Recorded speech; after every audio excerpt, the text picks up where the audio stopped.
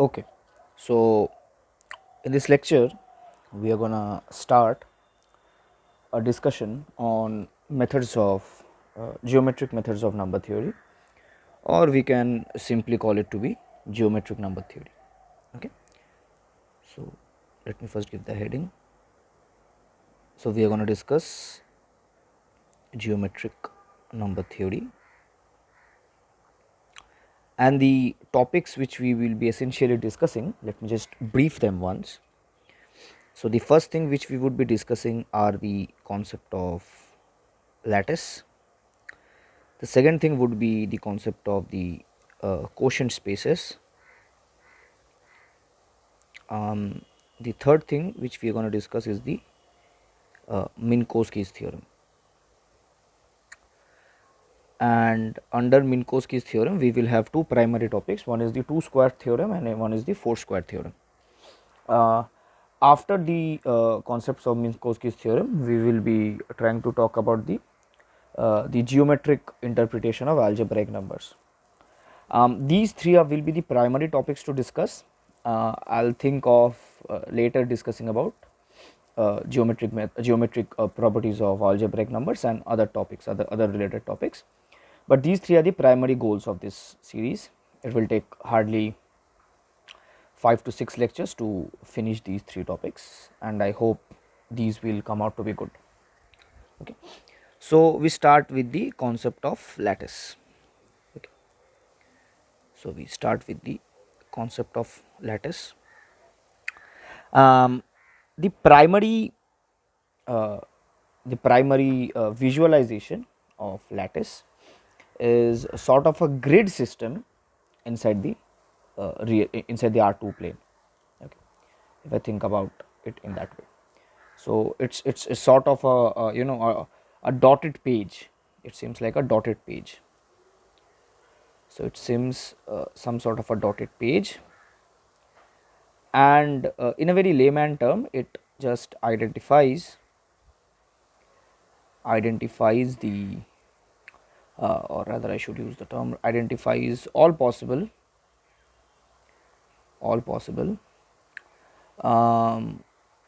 I might talk about the integer coordinates, all possible integer coordinates lying over R2, lying over, or I shouldn't use the term all possible integer coordinates, it won't be that relative. Identifies all possible linear combinations of real coordinates, all possible z linear combinations of real coordinates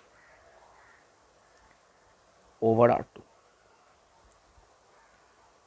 Okay, this will be a more simple observation to talk about, and it geometrically it seems some sort of, suppose this is your R2, then geometrically it just seems like dots present over R2. So it is typically like it will be identified as some sort of dots in this form.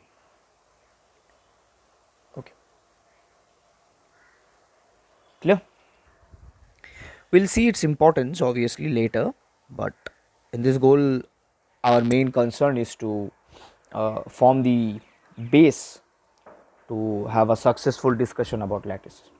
Okay, and for that we need a little bit of group theory and module theory, and most of the conversations regarding lattice will be very well based on the concept of linear algebra, typically concepts of basis of a given finite dimensional vector space. Okay, rather let's start with the base we need to have such a discussion, and the base is the concept of a free abelian group, the concept of a free abelian group. And we will study free abelian group only as much as we need to have a successful discussion about lattice. Okay, so let's start with the discussion. So what is free abelian groups, to be very specific? So it is just the study of groups which are isomorphic, to direct product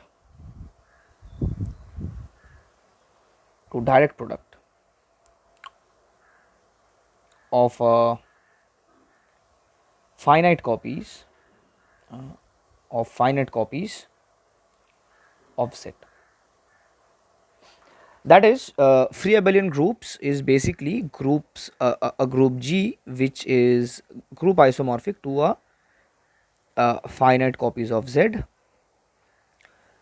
or it can be thought of as a collection of n tuples, some n tuples of integers. Okay. Such a group structure is what we call a free abelian group, and these groups specifically exist very naturally. We will see that in fact now. For example, if you have studied ring theory, you will see a very important example of what we call the ring of Gaussian integers. Gaussian integers. So, what is the ring of Gaussian integers basically? So, it is basically the collection of all complex numbers, while the real and imaginary part are integers. Okay.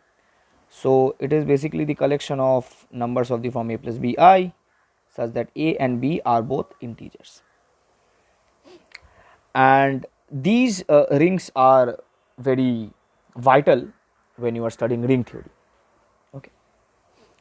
For example, there is a very important concept in ring theory which we call the concept of Gaussian primes, and Gaussian primes give very fine consequences in terms of number theory, specifically in terms of prime number theory.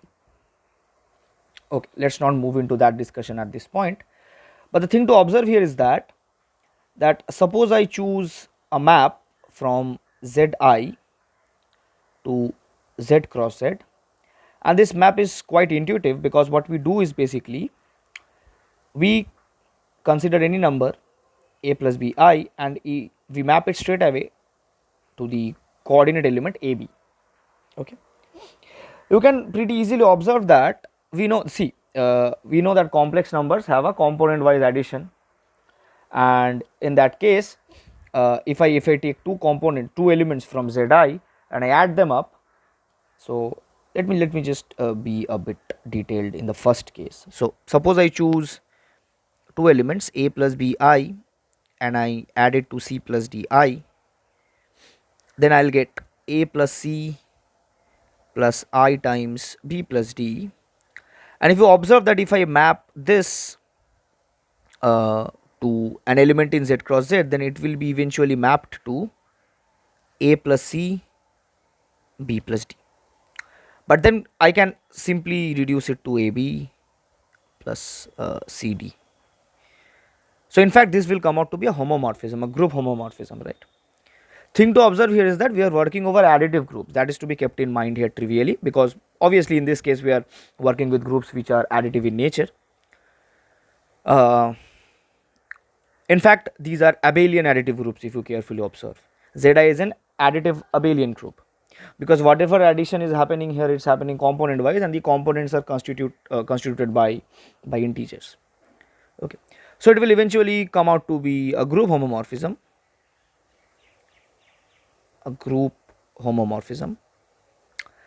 moreover, you can carefully observe that and we know that in case of complex numbers, equality inequality happens if and only if the components are equal, right. So, this map will trivially come out to be injective, because if you just try to see the null space of this map or the kernel of this map, the kernel of this map will be the collection of elements a plus bi such that it is mapped to 0. But for it to be mapped to 0, we need to have the coordinate AB to be equal to 0, and that will happen only if A and B both are 0. So, that means that the kernel of this map is typically only the 0 element, and that suffices the fact that this map is injective. And surjectivity also follows immediately, because whatever coordinate I choose out from Z cross Z, I can just consider the element. Suppose I choose out the element simply AB from Z cross Z, then I can simply choose the element A plus bi, which is a well defined element of the group of Gaussian integers, and this map trivially comes out to be surjective. So okay, I started my discussion by defining this to be the ring of integers, but we know for us to have a ring it needs to have an additive, it needs to be an additive abelian group, and we are just exploring the that additive abelian group structure of this ring. Okay. So whatever, the main point to observe here is that Zi is group isomorphic to Z cross Z. Okay. So this is quite easy to observe. A next example, so this let it be example 1. We can talk about one more example. Consider an additive abelian group G. Okay, and this is a this you can think of as a definition as well, but if you have studied group theory or if you have studied module theory, then you will get to know you will already know this definition. So the definition is that G is said to be finitely generated. G is said to be finitely generated by the elements G1, G2 till Gn, where each Gi comes from capital G, if for all elements G in G, it can be represented as a Z linear combination of this element. That is, I can represent this as, say, A1 G1 plus A2 G2 and so on as An Gn, where each Ai are integers. Such an expression is what we shortly call a Z linear combination. Like if you guys have studied very basic linear algebra as well, then you know that so let me just give this as a brief here, that we know that if I have a vector space V, and so over some field say F, and suppose I say it to be a finite dimensional vector space, meaning that it has a finite number of elements which are linearly independent. Okay, let me be a bit relatable. So I am just adding as a remark, and I'll compare it to what we going what the discussion which we will be following soon. So let V over F be a vector space.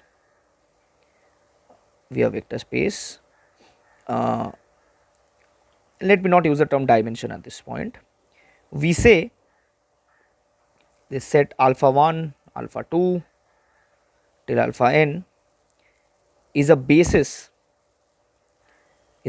of V if, number 1, that this set alpha 1 till alpha n is linearly independent over F, or what we call is it is F linear independent.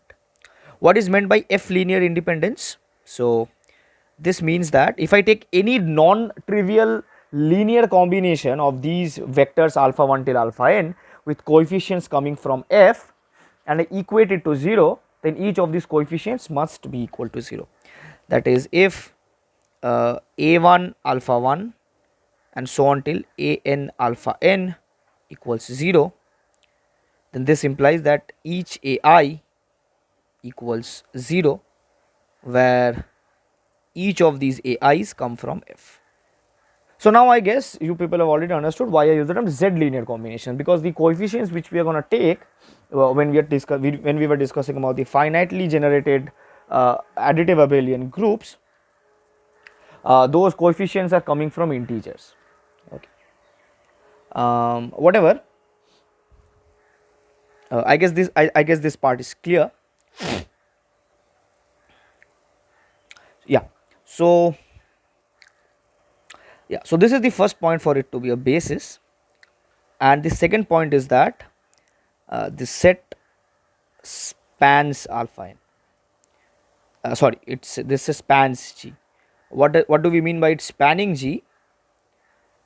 So this means that for all small g in capital G, I can write G as a linear combination of these alpha i's, I ranging from 1 to n, where each ai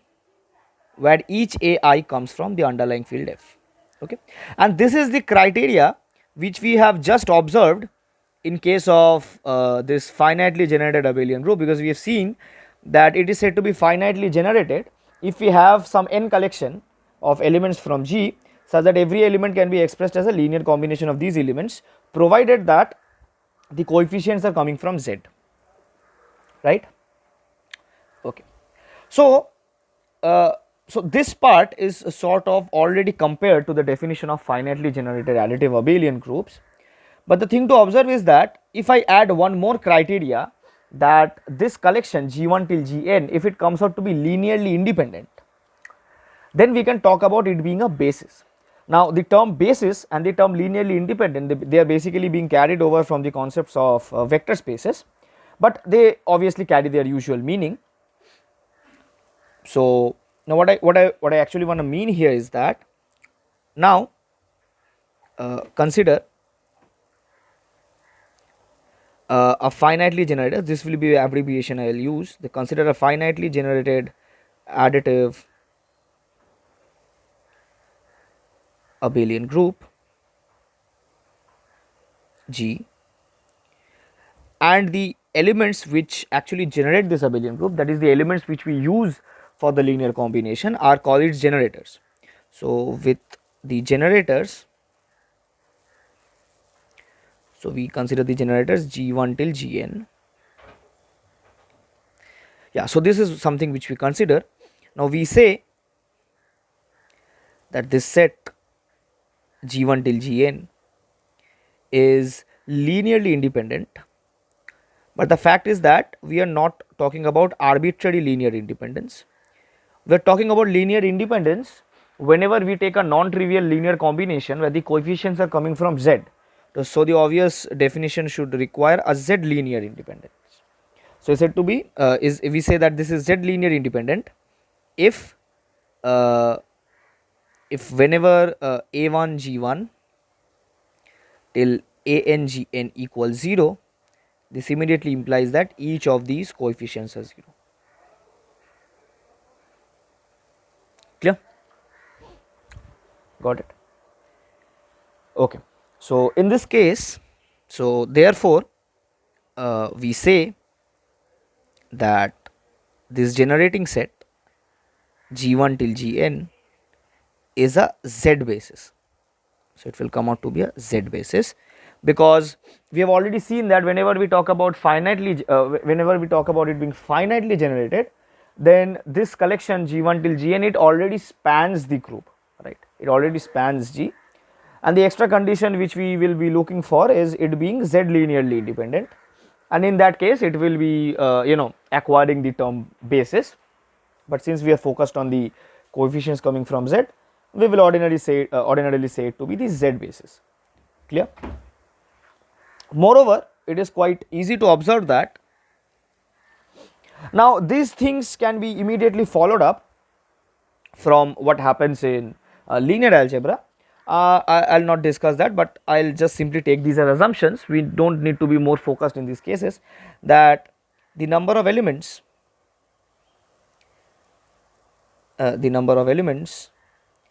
of a Z basis for a fixed finitely generated additive abelian group G is unique, while the basis elements can change.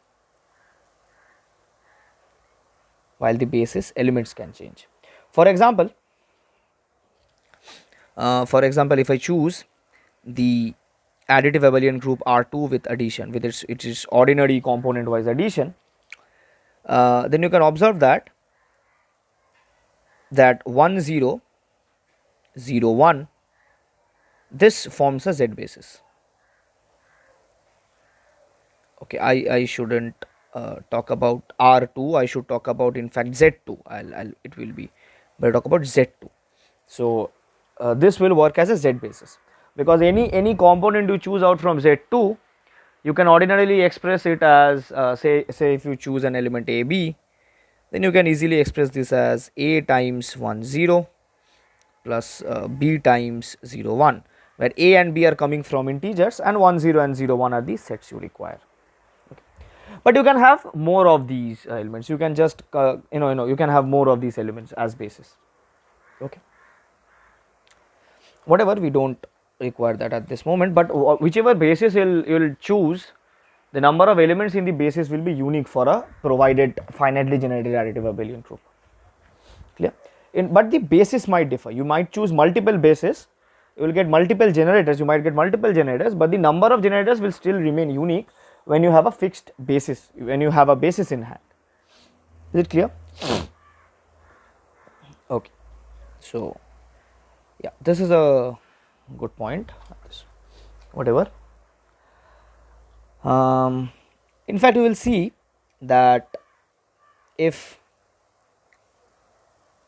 G1 till Gn is a Z basis for G, and so in this case G is by assumption an additive abelian group which is finitely generated by these elements, provided this is in fact more, this in fact forms a Z basis. So it's Z linearly independent and it already spans G. So Z basis for G, then every element in G can be expressed uniquely as a Z linear combination of G1 till Gn. And how does this typically follow? It's quite a very trivial observation, because suppose I have G as say A1 G1 A2 G2 and I continue it till say AN Gn, and I have one more observation, one more linear combination, say B1 G1 B2 G2 till Bn Gn. If I subtract these two out, then I'll get 0. So I'll get A1 minus B1 times G1 plus A2 minus B2 times G2 plus AN minus Bn times Gn, and this must equal 0, but these GIs are linearly independent. So all these coefficients must equal 0, and that will equal that will immediately imply that each of these AIs must equal to the BIs. Clear? Okay. Now the thing to observe here is that now let G be a additive abelian group with Z basis G1 till Gn. Then we consider the map,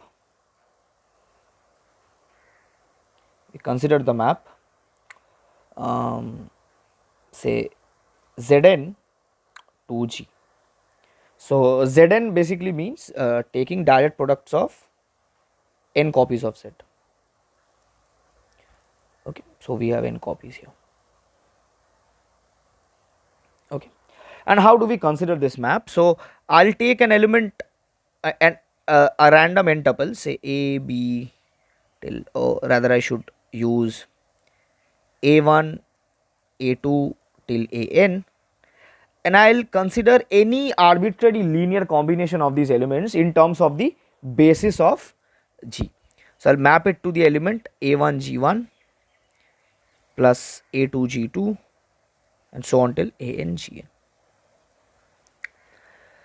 Now if you carefully observe that this map is evidently a group homomorphism, in fact a group isomorphism, precisely it is a group isomorphism. The reason is that this map is firstly injective for the reason that it is a Z basis. So every element in G has a unique representation as linear combination of these elements G1 till Gn, right. So that immediately implies that we have a injection here in this case. Surjection also immediately follows from the fact that every element in capital G is a Z linear combination of the elements G1 till Gn. So whatever element I choose out from capital G, I can express this in the form A1 G1 plus A2 G2 till ANG, and I can just extract out these coefficients, consider them as a n tuple, and that will precisely be the pre-image of that element under this map. And the homomorphism also follows trivially, because whatever operation we are using is basically component wise addition, and the component wise addition is exactly identical in left hand side as well as in the right hand side, right. So this is immediately a group isomorphism, and hence Zn is isomorphic to G, right.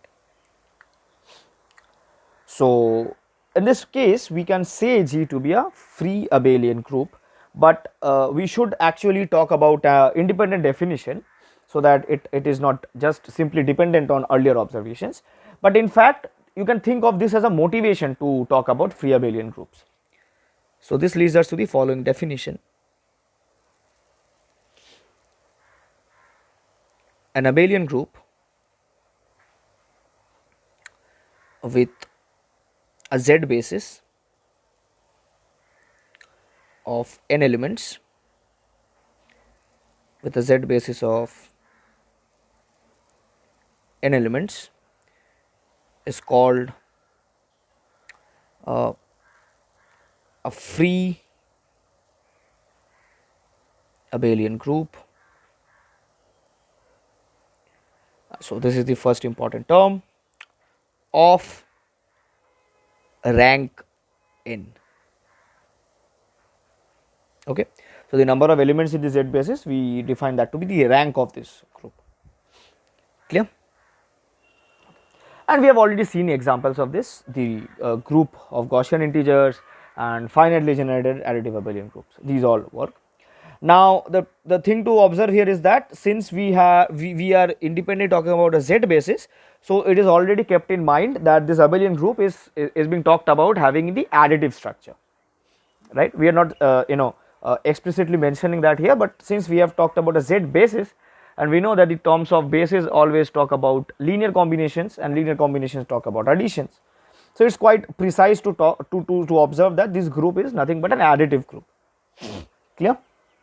And in fact, if I do not mention explicitly the operation of the group which we will be discussing at some point, any arbitrary group being discussed at some point, the assumption will be that it is an additive group unless mentioned. Okay. Now some important thing to observe, and these observations come directly from the topic of linear algebra, where we talk about the correspondence between linear combinations and matrices, right. If you recall very basic linear algebra, you will see that whenever I have some basis and I express any arbitrary element of a vector space in terms of a linear combination of that basis, then the coefficients which we use, we often say that say those coefficients to be coordinates. For it to be coordinate, we need an extra assumption that the basis is an ordered basis, that is that basis simply resembles sort of a sequence, and you cannot alter the positions of the elements in the basis. For example, so this is a very brief thing I am talking about. For example, if I talk about the vector space R2, then I know that the standard ordered basis is 1 0 and 0 1, and we know that whenever I talk about any coordinate in R2, x y, then this coordinate can be just simply assumed to be a simple vector of R2, and it can be expressed as x times 1 0 plus y times 0 1, and that is sort of a quite a evident reason why we say x and y, just as I said, x and y to be coordinates of the point x y, because geometrically x represents the x coordinate and y represents the y coordinate, and so this expression is sort of generalized. But the thing to observe here is that I cannot alter the positions of these elements, right. I cannot alter the position of these elements, because the first vector in the ordered basis, that represents the direction, the magnitude of the vector in the x direction. Okay. So that is quite an ordered, so its maintaining a specific direction, and this direction cannot be altered.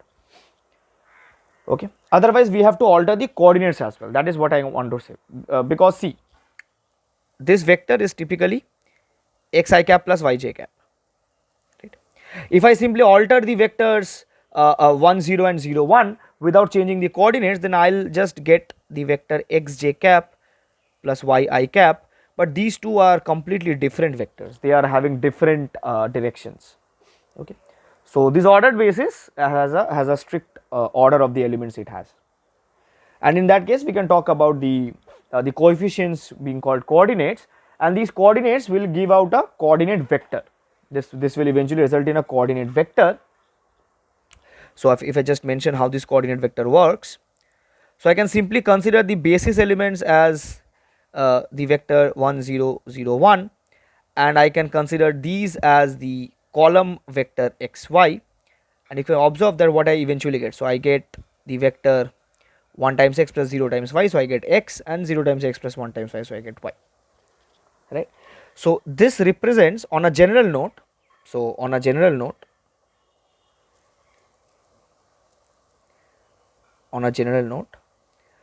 suppose I have, let us say, a basis, say a1 a2 a3, okay, and let us say I have x to be represented as any element, any arbitrary element. X is being represented as c1 times a1 plus c2 times a2 plus c3 times a3. So I can talk about this being as the columns being here a1 a2 a3 being multiplied with the coordinate vector. The thing to specifically talk about is that I can consider the coefficients. C1, C2, C3. This is what we call a coordinate vector. Or it is also called a coordinate matrix. So this is specifically the vector representation of x, okay, in terms of vector spaces.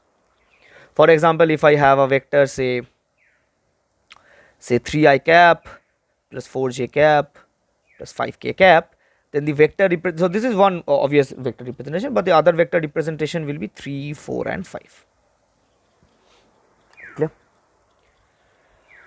Okay. So that's enough of discussion. Now wait a sec. Yeah. Now suppose say G is a free abelian group. G is a free abelian group of rank n, and let x1 x2 till xn, y1 y2 till yn be two distinct bases. Observe, they are having the same number of elements, but they are different bases. So two distinct bases of G. Now from now on I will simply talk about it being a basis. I am not explicitly mentioning every point that it is a Z basis, okay, because at this point we should already know that we are talking about Z basis. One second. Okay. So now see, so now each of these elements xi and yi's, they are necessary elements coming out from this abelian group, from this free abelian group, and so each of these yi's can be expressed as a linear combination of these xi's, right. So therefore I can write these yi's as some linear combination over j xj, and in fact I can also write these xi's as some linear combination of these, so I can consider this as yj's, right. But if I put this expression, one sec, but if I put this expression out here, so if I just take this expression and I put it here in terms in place of xj, then you will observe you will eventually get sort of an expression in this way. So you will get yi is equals to summation aik bkj of xj. I think it will be of this sort, right? Yeah, okay. So I'll get an expression of this sort, k is equals to 1 to n, sorry, not xj, yj, and for this equality to take place, I need to have that this element aik bkj, the summation of this element k is equals to 1 to n, this must equal 1 if I is equals to j, and it must equal 0 if I not equals to j. Otherwise the equality won't take place.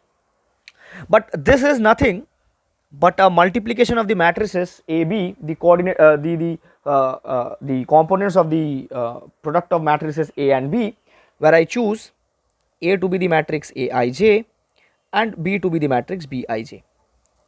So the product of the matrix component wise take this value. So this immediately means that AB nothing but is nothing but the identity matrix, obviously n cross n identity matrix, right? But the thing to observe here, the thing to obviously keep in mind is that the entries of both of these matrices are coming from integers. Okay, so let me just specifically mention that here to keep in mind. Keep in mind that the entries, or I can simply write it as A and B, are coming from the collection of matrices over integers. Okay. So now I have this in our hand, but then I can say that the determinant of AB must equal to determinant of I, but that means the determinant of A times determinant of B must equal 1. But since we are having entries to be integers, so the determinants will also be integers, and the product of two integers will equal 1 only if they are both plus 1 or they both are minus 1. So this implies that the value of the determinants, they are coming from the set the plus or minus 1, and they must be corresponding to each other. That is, if A is plus 1, B is also plus 1, if A is minus 1, B is also minus 1. The thing to observe here is that these matrices are of great use. We will explore more about these matrices when required, but such matrices such matrices over Z, such n cross n matrices over Z whose determinant equals plus or minus 1 are called unimodular matrices. So matrices n cross n matrices over Z with determinant plus or minus 1 are called unimodular matrices. Unimodular matrices. And one thing which we already have in hand, that whenever we talk about free abelian group of rank n, these unimodular matrices trivially exist in those cases and will surely be of great use. Okay. Like we have seen that whenever we talk about linear transformations, or in fact whenever we talk about any vector in a finite dimensional vector space, these coordinate matrices, or whenever we talk about linear transformation, the matrix representation of the linear transformation, they are of great use while exploring the properties of that linear transformation. And trivially relative to that, in this case also, since these free abelian groups are sort of they resemble a vector space over integers, these unimodular matrices will also be of great use. Okay. So we don't need anything more to introduce the concept of lattice, which we will be doing in the next lecture. So meet you guys in the next lecture.